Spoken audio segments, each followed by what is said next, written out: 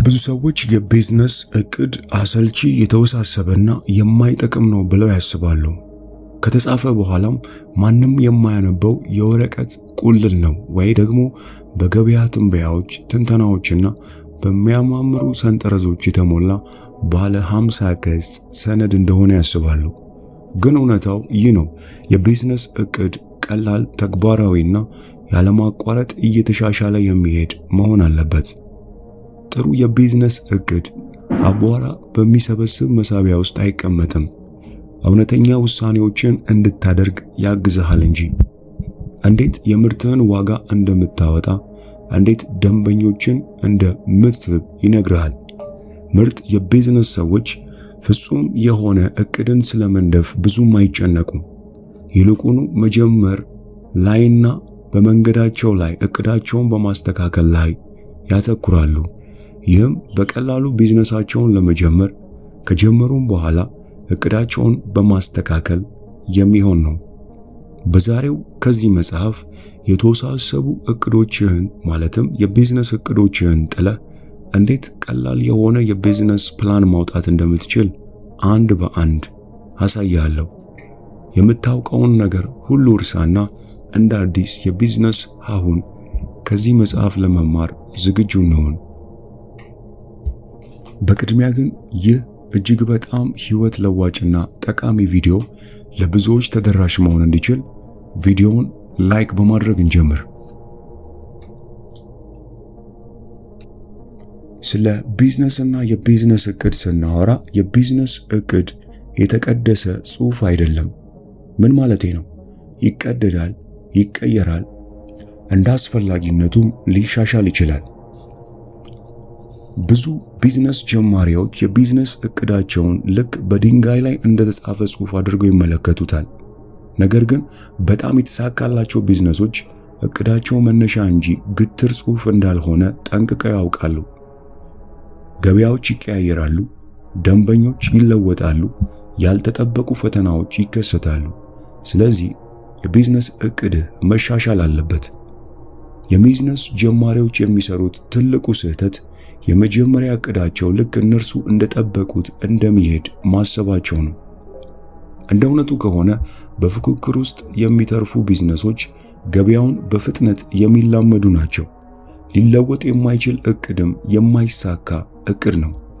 ስለ ፍጹምነት ከማሰብ ይልቅ በተለዋዋጭነት ላይ አተኩር። የቢዝነስ እቅድህን ስልክ ላይ እንዳለ ጂፒኤስ አስበው። እየሄድክ እያለ ዳግም እየተስተካከለ የሚሄድ እንጂ ወረቀት ላይ እንዳለ ካርታ አንዴ ከተጻፈ የማይቀየር እንደሆነ አድርገህ ማሰብህን አቁም። ይህንን ሐሳብ በአንድ እውነተኛ የቢዝነስ ታሪክ ላብራራው።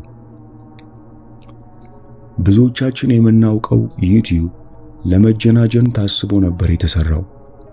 ስለ ዩቲዩብ የመጀመሪያ የቢዝነስ እቅድ ሰምተህ ታውቃለህ? የቪዲዮ ማጋሪያ እንዲሆን ታስቦ አልነበረም የተሰራው። ሰዎች ስለ ራሳቸው አጫጭር ቪዲዮዎችን እየለጠፉ ፍቅረኛ እንዲፈልጉ ታስቦ ነበር የተሰራው። በቪዲዮ ላይ የተመሰረተ ፍቅረኛሞችን ማገናኛ መድረክ እንዲሆን ነው እቅዱ። የሚለውም እንዲህ ነበር፣ ቱኒንግ ሁክ አፕ ማለትም ግቡና ተጣበሱ የሚል መፎክርን እንደያዘ ተጀመረ። ሆኖም ጥቂት እንደቆዩ መስራቾቹ አንድ ነገር አስተዋሉ። ማንም ቪዲዮ እየፖሰተ መጣበስ አይፈልግም። እገሌ ይባላለው፣ እንዲህ ያለች ሴትም እፈልጋለሁ እያሉ ቪዲዮ ሰርቶ መለጠፍ የሚያሳፍር ነገር ነውና። እናም በምትኩ ተጠቃሚዎች የፈለጉትን ቪዲዮዎች መለጠፍ እንዲጀምሩ አደረጉ። አስቂኝ ክሊፖች፣ የግል ታሪኮችና አጋዥ ስልጠናዎች ሰዎች መለጠፍ ጀመሩ።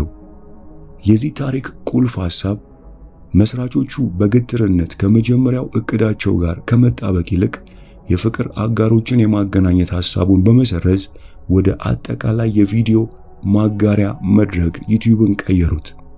ውጤቱስ ምን ነበር? ዩቲዩብ በዓለም ላይ ካሉት ታላላቅ መድረኮች አሁን ላይ አንዱ ሆኗል። እናም ከዚህ በኋላ በ1.6 ቢሊዮን ዶላር በጉግል ሊሸጥ በቅቷል። እንበልና ወደ ሩቅ አገር መሄድ ፈለግ። የምትሄድበት የጉዞ እቅድ አወጣ። ሁሉንም እቅድ በጥንቃቄ ነው ያወጣው። መሄጃ መንገድን ሁሉ ታውቃለህ። ሆኖም በጉዞ ግማሽ ላይ ያለ የተዘጋ መንገድ አጋጠመ። ወደ መጣህበት ትመለሳለህ ወይስ ባለህበት ቆመ መንገዱ እስኪከፈት ትጠብቃለህ? በፍጹም አማራጭ መንገዶችን ታያለህ። የቢዝነስ ሥራ እቅድህም በተመሳሳይ መንገድ መሰራት አለበት። አንዱ መንገድ ካልሰራ ማስተካከልና መቀጠል ነው ያለብህ። እዚህ ነጥብ ላይ ብዙ የቢዝነስ ጀማሪዎችና የቢዝነስ ባለቤቶች የሚሰሯቸው ስህተቶች ለማቀድ ብዙ ጊዜ ስላሳለፍክ ብቻ የማይሰራ እቅድ ላይ መጣበቅ የለብህም። ከመጠን በላይ እቅድ ማውጣትና ፍጹም ጊዜን እየጠበቅ አለመጀመር ሌላው ችግር ነው። ከዋና እቅድ ጋር ስለማይዛመድ የደንበኞችን አስተያየት ችላ ማለት ሌላኛው ትልቁ ስህተት ነው። አዳዲስ እድሎችና ስጋቶች ሲፈጠሩ የቀድሞውን እቅድ አለመከለስ ሌላኛው ጥፋት ነው። እነዚህን ተግባራዊ መመሪያዎች ለማድረግ ሞክር። የመጀመሪያው በየ3 ወሩ የቢዝነስ እቅድን የምትከልስበት ጊዜ መድብ። ራስህን ጠይቅ። ምን እየሰራልኝ ነው? ምንስ እየሰራ አይደለም? ምን መለወጥ አለበት ብለህ ጠይቅ። ሁለተኛው በትልቁ ከመስራት በፊት በትንሹ ሞክር። በአንድ ሐሳብ ላይ ብዙ ኢንቨስት ከማድረግ በፊት የሚሰራ መሆኑን ለማየት በዝቅተኛ ወጪ ሙከራ አድርግ። ገበያው ሐሳብህ እየሰራ እንዳልሆነ ከነገረ አትቃወሙ፣ ገበያውን ተላመደው እንጂ። እነዚህን አንዳንድ ጥያቄዎችን መጠየቅ የበለጠ የቢዝነስ እቅድህን እንዲሁም ቢዝነስህን ለመረዳት ያግዛል። እንዳቀድኩት እየሰራልኝ ያልሆነ እቅድ የትኛው ነው? ከመጀመሪያው እቅዴ ጋር የሚቃረን የደንበኞች አስተያየት አግኝቻለሁ? አዲስ አቅጣጫ ለመፈተሽ ማድረግ የሚችለው አንድ ትንሽ ሙከራ ምንድነው? የንግድ ሥራ እንዴት ለመጨረሻ ጊዜ የገመገምኩት መቼ ነው? ዛሬ ላይ ቢዝነሴን ብጀምር ምን ነገሮች በተለየ ሁኔታ አደርጋለሁ? እነዚህን ጠቃሚ ጥያቄዎች አንድ በአንድ ወረቀትና እስክሪብቶ በመያዝ ለመመለስ ሞክር። በመቀጠል የምናየው ምርጥ የቢዝነስ ፕላኖች እንዴት እንደሚጻፉ ይሆናል። ምርጥ የቢዝነስ ፕላኖች በናፕኪን ወይም በሶፍት ላይ የሚጻፉ ናቸው። ብዙ ቢዝነስ ጀማሪዎች ዝግጁ እንደሆኑ እንዲሰማቸው ባለ 50 ወይም 100 ገጽ የንግድ ዕቅድ እንደሚያስፈልጋቸው ያስባሉ። እንደ እውነቱ ከሆነ በጣም ውጤታማ የሆኑት የንግድ ዕቅዶች ቀላልና ግልጽ ናቸው። ብዙውን ጊዜ ዋናውን ሐሳብ፣ የገበያ ዓላማና የገቢ ሞዴልን የሚገልጹ ጥቂት አረፍተ ነገሮች ብቻ ናቸው። ረጅምና ውስብስብ የሆነ ዕቅድ የውሸት እርግጠኝነት ቢፈጥር እንጂ ምንም የሚጠቅም ነገር የለውም።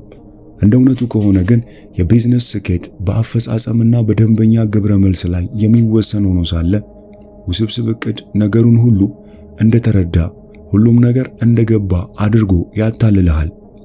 ፍጹም የሆነ ዕቅድ በመጻፍ ሳምንታትን ከማባከን በመጀመሪያ ላይ በመሞከር ላይና በማጣራት ላይ አተኩር። ይህንን ሐሳብ የበለጠ እውነተኛ በሆነ የቢዝነስ ታሪክ እንመልከት። ይህም በናፕኪንም ወይም ሶፍት ላይ የተጻፈው ቢዝነስ ፕላን ነው። እንደ ፈረንጆቹ በ1975 ሳውዝ ዌስት አየር መንገድ የንግድ ሞዴሉን ለማስረዳት ቀላል መንገድ አስፈለገው። ሥራ አስፈጻሚዎቹ 3 የቴክሳስ ከተሞችን ማለትም ዳላስን፣ ሂውስተንንና ሳን አንቶኒዮ በማገናኘት በናፕኪን ላይ 3 ማዕዘን ሳሉ። ያ የናፕኪን ላይ ንድፍ ለሳውዝ ዌስት አየር መንገድ እንደ አጠቃላይ የቢዝነስ ስትራቴጂ መሰረት ሆነ። በሶስቱ አጫጭር መንገዶችም ርካሽና ፈጣን በረራዎችን ያቀርባል። ተፎካካሪዎች ስልቶቻቸውን በግዙፍ ዕቅዶች ሲያወሳስቡ፣ ሳውዝ ዌስት አየር መንገድ ግን ቀላል ዕቅዱን አወጣ። እናም በታሪክ ውስጥ በጣም ስኬታማ ከሆኑ አየር መንገዶች አንዱ ለመሆን በቃ። ግልጽ፣ በሚገባ የተተገበረ ሐሳብ ውስብስብ ጥልቀት ያለው ንድፈ ሐሳቦችን ዕቅድን ያሸንፋል።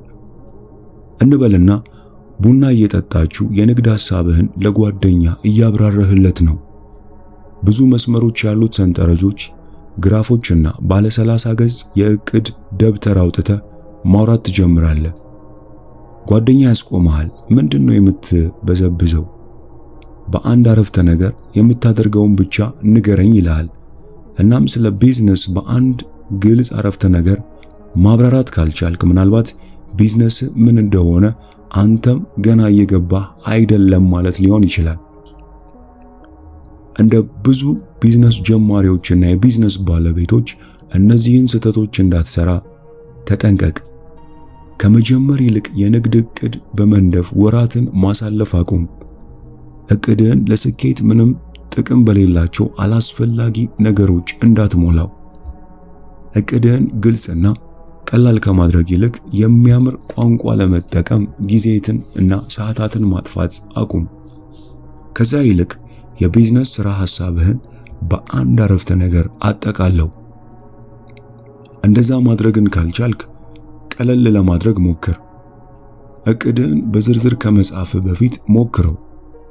ዕቅድ ለመጻፍ ሳምንታት፣ ወራት ከማሳለፍ በፊት ከእውነተኛ ደንበኞች ጋር ተነጋገር። ሐሳብህን አረጋግጥ። የዚህን የሶፍት ወይም የናፕኪን ሙከራ ተጠቀም። ያንተን ዋና የቢዝነስ ሞዴል በናፕኪን ላይ መጻፍ ካልቻልክ የበለጠ እያወሳሰብከው ሊሆን ይችላልና ተጠንቀቅ። በመቀጠል እነዚህን ጥያቄዎች የበለጠ ራስህን መጠየቅ የቢዝነስ ሐሳብህን በአጭር ቃል ለመግለጽ እጅጉ ይረዳሃል።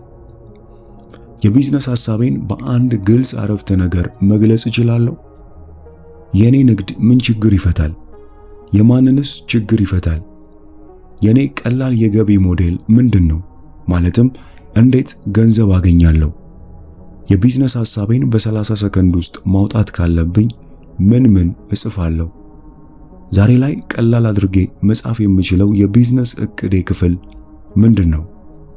እነዚህን ጥያቄዎች አሁንም በወረቀትና እስክሪብቶ በመያዝ በጥልቀት እያሰብክ ለመመለስ ሞክር። በመቀጠል የምናየው የመጀመሪያው ሙከራ ካላሳፈረ በጣም ዘግይተሃል ማለት ነው የሚለውን አስደናቂ ሐሳብ ይሆናል። አብዛኞቹ ቢዝነስ ጀማሪዎች ምርታቸው ወይም አገልግሎታቸው ገና በቂ አይደለም ብለው ስለሚፈሩ ለመጀመር በእጅጉ ያመነታሉ። ነገር ግን የመጀመሪያ ሙከራ በጣም ጽድት ያለ ከሆነ በእውነተኛው ዓለም ላይ ከመሞከር ይልቅ ስታጣራው ብዙ ጊዜ አሳልፈሃል ማለት ነው። በጣም ጥሩዎቹ ንግዶች በትንሹ አዋጭ በሆነ ምርት ይጀምራሉ። ይህ ምርት ሚኒመም ቫያብል ፕሮዳክት ወይም MVP ይሰኛል። የደንበኞች አስተያየት በፍጥነት ለመሰብሰብ የሚያስችል በጣም ቀላሉ የቢዝነስ ምርት ነው። ይህ አካሄድም ደንበኞች የማይፈልጉትን ነገር በመገንባት ወራት ወይም ዓመታትን እንዳታባክን ይረዳሃል። እስኪ አንድ እውነተኛ የንግድ ታሪክ እዚህ ነጥብ ላይ እናንሳ። ይህም በዜሮ የጀመረው ሊንክድኢን ነው። የሊንክድኢን መስራች ራይድ ሆፍመን በአንድ ወቅት በምርት የመጀመሪያ ስሪት ካላፈርክ በጣም ዘግይተሃል በማለት ተናግሮ ነበር። በፈረንጆቹ 2003 ሊንክድኢን ሲጀመር አሁን ላይ እንደምናየው ጽድት ያለ አልነበረም። ፕሮፋይል ፎቶ መለጠፍ አይቻልም። የመልእክት መላኪያ የለውም። እናም ሌላ ብዙ ችግሮች ነበሩበት።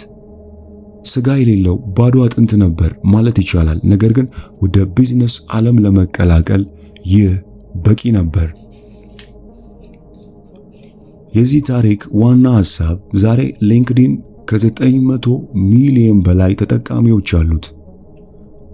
በግምታዊ ሥራ ላይ ጊዜ ከማጥፋት ይልቅ በጊዜ ሂደት በእውነተኛ የተጠቃሚዎች ግብረ መልስ ላይ ተመስርቶ ማሻሻያ አድርጓል።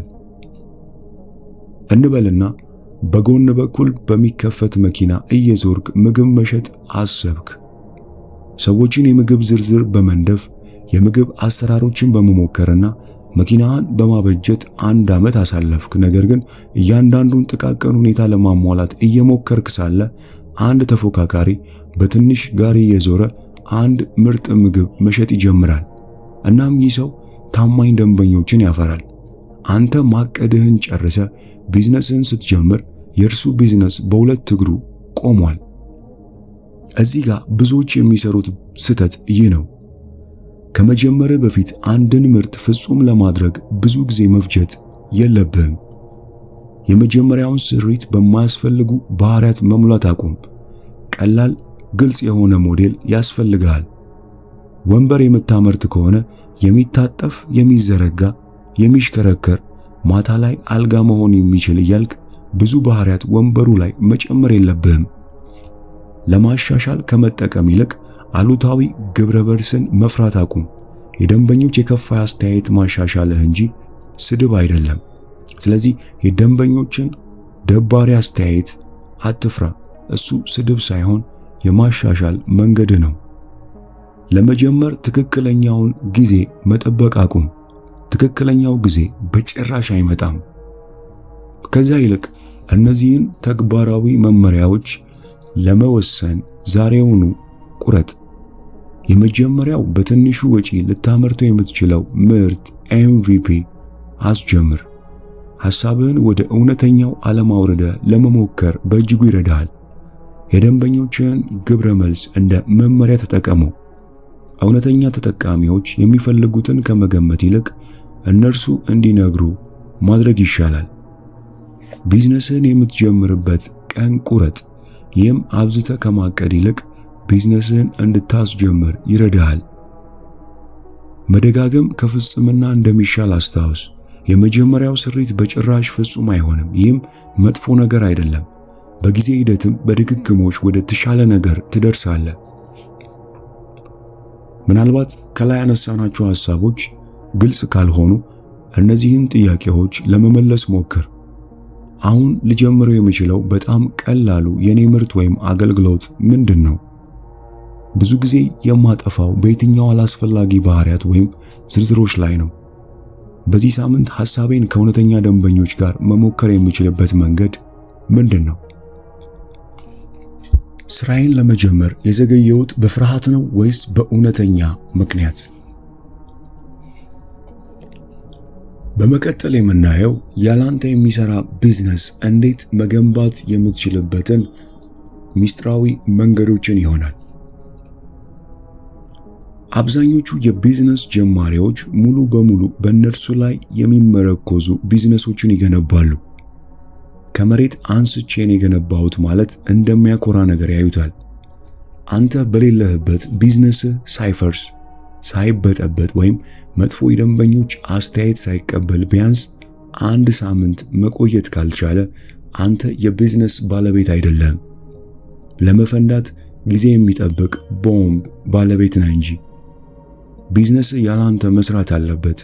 ይህም ነው እንዲሁ ዘላለም ከመልፋትና በድካም ፍሬ በመሰብሰብ መካከል ያለው ልዩነት። በ1990ዎቹ ሃዋርድ ሾልትዝ ስታርባክስን ወደ ዓለም አቀፍ የቡና መሸጫነት ቀይሮታል። ነገር ግን በ2000 ኩባንያ ያለርሱ በራሱ መቆም እንደሚችል በማሰብ ከዋና ሥራ አስፈጻሚነቱ ለቀቀ። በሚቀጥሉት ጥቂት ዓመታት ውስጥ ስታርባክስ መፈራረስ ጀመረ። መደብሮች ግርማቸውን አጡ፣ ሽያጮች ወረዱ፣ እናም ገበያውን ተፎካካሪዎች ይቆጣጠሩት ጀመር። ከ8 ዓመታት በኋላ ሾልትዝ ቢዝነሱን ለማዳን ዳግም መምጣት ነበረበት። ሰራተኞችን እንደገና አሰለጠነ፣ የከሰሩ ሱቆችን ዘጋ፣ ሙሉ የአቅርቦት ሰንሰለቱን አስተካከለ። ሆኖም በዚህ ሁሉ ነገር ውስጥ አንድ ነገር አወቀ፣ ያለሱ ሊሰራ የሚችል ቢዝነስ እንዳልገነባ። እዚህ ነጥብ ላይ ቢዝነስ አንተ ሳትኖር ያለ ችግር መንቀሳቀስ ካልቻለ ቢዝነስ ሳይሆን ሕፃን ልጅ ነው መንከባከብ ያስከው። እንበልና የራስህን ካፌ አለህ ብለን እናስብ። ሁልጊዜ ጠዋት 11 ሰዓት ላይ ከእንቅልፍ ትነሳለህ። ካፌውን ታስተካክላለህ። መደወል ያሉብህ አቅራቢዎች ጋርም ትደውላለህ። ሁሉም ነገር በአንተ ላይ የተመሰረተ ስለሆነ አንድ ቀን እረፍት መውሰድ አትችልም። ማታ ላይም አምሽተህ ደክሞ ወደ አልጋ ትመለሳለህ።